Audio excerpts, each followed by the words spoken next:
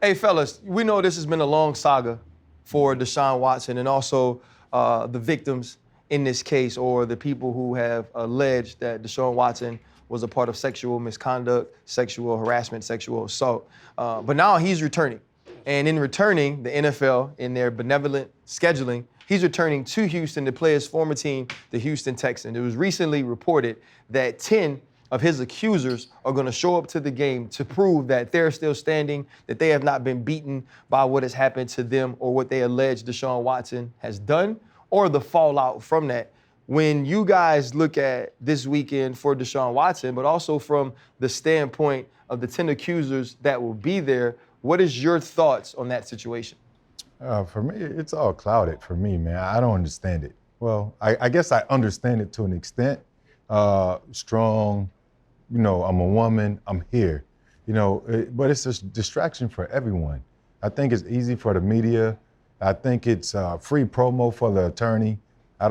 He claims to be about his clients, but also this has been a marketing parade for him. If I were a woman and I spoke to being a victim, right, and why did they settle? If I'm a woman or one of the women or one of the 10 that's supposed to attend the game, I wouldn't attend the game. I'm gone. Like, I stopped fighting. I settled. So why am I even here? So I don't understand it. I think first for DeShaun, he's going to have to deal with it. Like you say, distraction. You were a distraction to the entire league, to the entire sports world. So anything DeShaun has to go through, go through. Mike Vick people still hate Mike Vick about the dog thing. And Mike Vick really went to jail, came back out, actually came to the Eagles and continued to play. And people were still doing the dog bones and the posters and all that stuff. So any backlash DeShaun gets, he deserves it and he has to deal with it. That's period, point blank. To your point, Freddie, I disagree with you. Them women, whatever their healing process is, let them do it. Because it was more than 10, it was 20 plus. So those dozen or more that don't want to be there, that kind of took your side where I'm done with it, let me just move on with my life, they decided on that. These 10 women, in their healing process of what DeShaun did to them, they want to come and they want to show their face and they want to show I'm still standing, you didn't break me.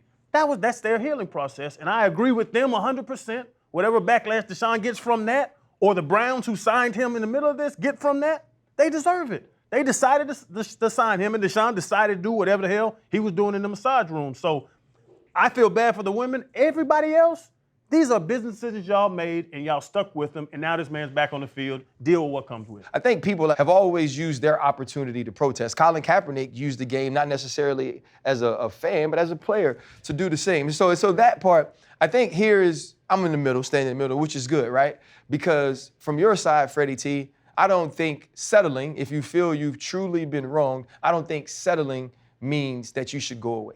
I don't think that says because I decided once it got to a civil case, which is truly about assigning a number value to my pain, to my hurt, or to my accusations, I don't think settling and moving on from that means that you haven't experienced hurt. It means that you can't show that you have now emerged stronger or are still standing from that process.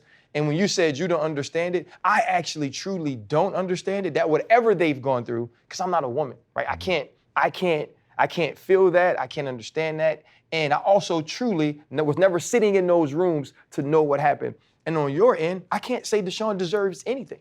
I can't say that DeShaun deserves to be seen the way he's seen or ostracized in any way or treated any way because I wasn't in that room on either side. What we know is when we look at the accusations and when we look at the evidence, at least we were given, a grand jury 2 times decided to not indict DeShaun Watson, right? But the people in us, the human in us says there's no way that many people say that something odd was going on and there isn't something odd that was going on. I understand all those thoughts. Yeah. I try to work from a point of the things I know.